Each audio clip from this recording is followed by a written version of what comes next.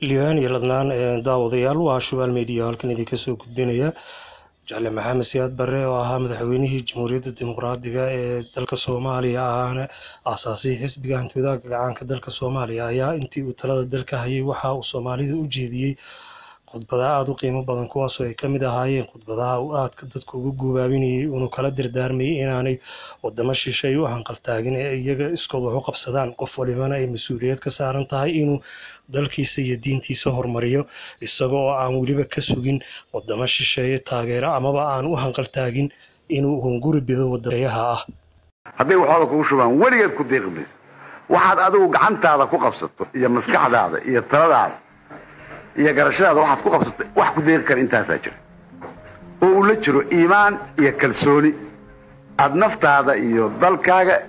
iyo diintaada aad ku qabto wax kaloo ku deeqi karaa ma jiraan Soomaaliya dantaada u jeeso iska daa indhaha u taagayso dalal kaleeto iyo wixii ka imaanay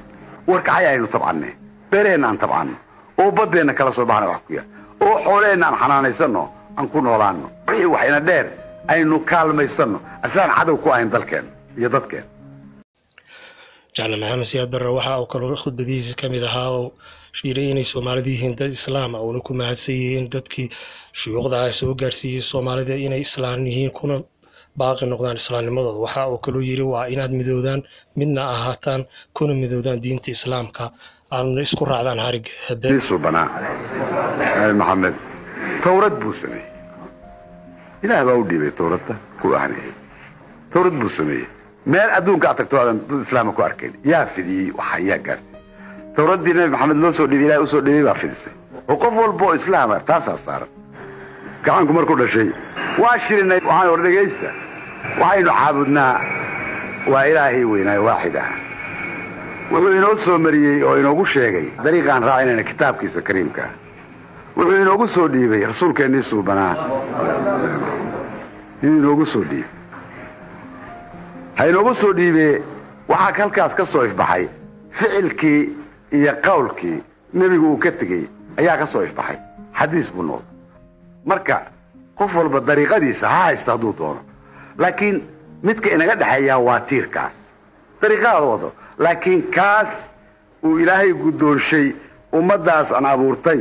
inta midowdaan ha kala furfurmina taas ha noqoto asalkii dariiqa la raacay Jaale Maxamed Siyaad Barre waxa uu kaloo dadka uga digay oo yiri waxaanu muddo 16 sano kadib noqonay qaran iyo dad ummad jirta maahan inaanu dibna loogu celiyo qabiil isagoo uu yiri waxa ka shaqeynaya oo raba arinta isticmaalka waliba wadamada inala diriska oo doonaya inay dib noogu celiyaan qabiilkii shalay meesha aynu joognay maanta 16 sano kadib oo dulligii foosh xumaa aynu ka soo baxnay dad ahaan iyo qaran ahaanba haddana la doonayo dib in loogu celiyo qabiilkii xumaa oo isticmaal ka dambeeyo waa isticmaalka xabashida waxa loo baahay ummadeena inaynu hanuunin oo culimadiina waaweyn waliba aad marada dhaxda ugu xirataan ayaa loo baahay waxa loo baahay inay ku tarsaasiyaan oo kor ugu hadlaan oo si geesinimo ugu hadlaan inay ummadooda toosiyaan oo ka hanuuniyaan dariiqa jahannamka dariiqa muslimka ay ku leexiyaan